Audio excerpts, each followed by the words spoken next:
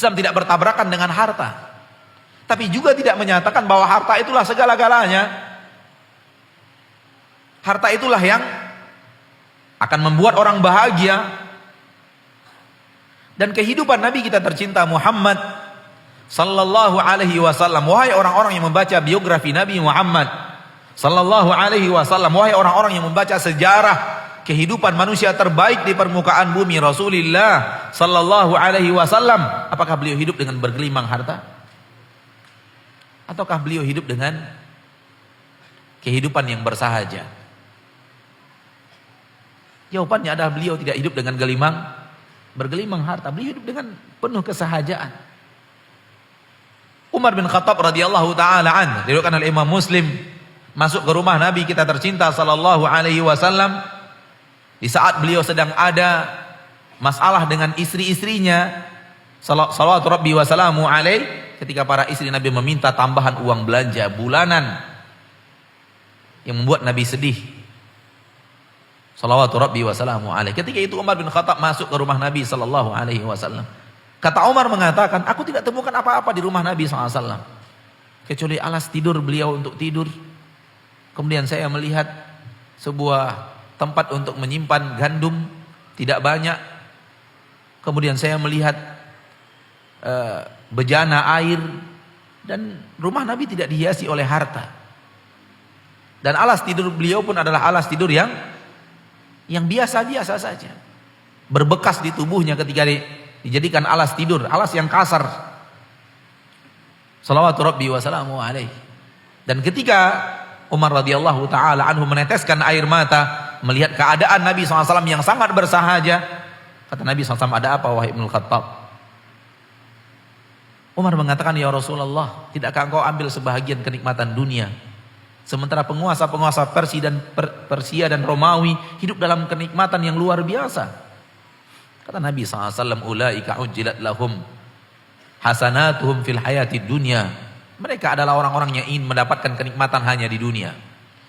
Lahumud dunya walanal akhirah. Biarkan dunia untuk mereka, akhirat untuk kita. Bahkan di dalam riwayat lain dikatakan bahwa Nabi mengatakan kepada Umar, awa fi syakkin anta ya ibnal Khattab. Sudah masukkah keraguan kepada hatimu, wahai anak Khattab? Ketika engkau mengira hidup ini adalah untuk dunia, apakah sudah ragu engkau dengan adanya hari akhirat, bahwa kenikmatan yang sebenarnya bukanlah di dunia? Kenikmatan sebenarnya ada di akhirat. Di dalam hadis yang sahih dari Imam Muslim dikatakan, orang yang paling merasakan kenikmatan dunia, yang paling banyak merasakan kenikmatan dunia dari penduduk neraka, suatu saat di neraka akan dicemplungkan di neraka sesaat dan dibangkitkan lagi dari neraka. Dan Allah bertanya kepadanya, hal marra bika ni'matun qattu? Apakah pernah berlalu dalam hidupmu satu kenikmatan? Dia katakan, tidak pernah berlalu satu kenikmatan apapun dalam hidup. Itu dicemplungkan sesaat ke neraka dan dibangkitkan ke neraka, lupa dia kenikmatan dunia yang pernah dia rasakan. Hal sebaliknya kata Nabi, didatangkan dari penduduk surga orang yang paling banyak mendapatkan penderitaan dunia, lalu dimasukkan ke dalam surga. Setelah itu dikeluarkan lagi dalam surga dan ditanya oleh Allah Subhanahu wa taala, hal marra bika bu'sun qattu? Apakah berlalu dalam hidupmu kesulitan? Apakah berlalu dalam hidupmu rintangan, hal-hal yang berat? Ia mengatakan tidak pernah berlalu apapun keburukan dalam hidup. Sesaat kenikmatan surga melupakan penderitaan dunia, dan sesaat penderitaan neraka melupakan membuat lupa kita terhadap seluruh kenikmatan yang ada di dunia ini. Ikhwani wa akhwati fid din. Oleh karena itu Nabi SAW mengatakan kepada Umar bin Khattab, awa fi syakkin anta ya ibnal Khattab? Sudah masukkah keraguan ke dalam hatinya, wahai anak Khattab? Namun lihatlah manusia sekarang. Kita bicara manusia, yang kita maksud adalah kaum muslimin dan kaum muslimat. Karena kita sangat mencintai mereka. Kita peduli kepada mereka. Kita menyayangi mereka sebagai seorang muslim dan muslimah yang beriman. Raditu billahi rabba wa bil islami dina wa Muhammadin sallallahu alaihi wasallam nabiyya wa rasulah. Yang menyatakan asyhadu an la ilaha illallah wa asyhadu anna Muhammadar Rasulullah. Berkelibatkan kepada Al-Qur'anul Karim yang menyatakan rasulnya adalah Muhammad sallallahu alaihi wasallam. Adapun yang di luar agama Islam, Pada dasarnya mereka tidak memasuki pintu kebaikan dan kebenaran.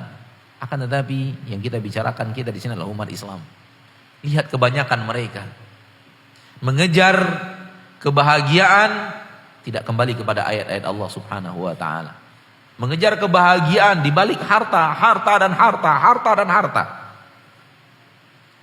Ini sekelompok orang yang sangat banyak diseret oleh syaitan untuk lari daripada jalur yang benar. Sebahagian lainnya mengira kebahagiaan itu ada di balik jabatan. Kita bisa saksikan. Sebahagian yang lain mengira kebahagiaan di balik jabatan. Soal harta, dia sudah memiliki harta yang menumpuk, akan tapi dia belum merasakan kebahagiaan itu, sehingga dia mengejarnya di balik jabatan. Sehingga dia berusaha sekuat tenaga melakukan apapun, bila perlu berdusta, bila perlu mengarang cerita-cerita dusta, berjanji janji-janji yang palsu untuk kemudian bisa mengambil kedudukan dan jabatan.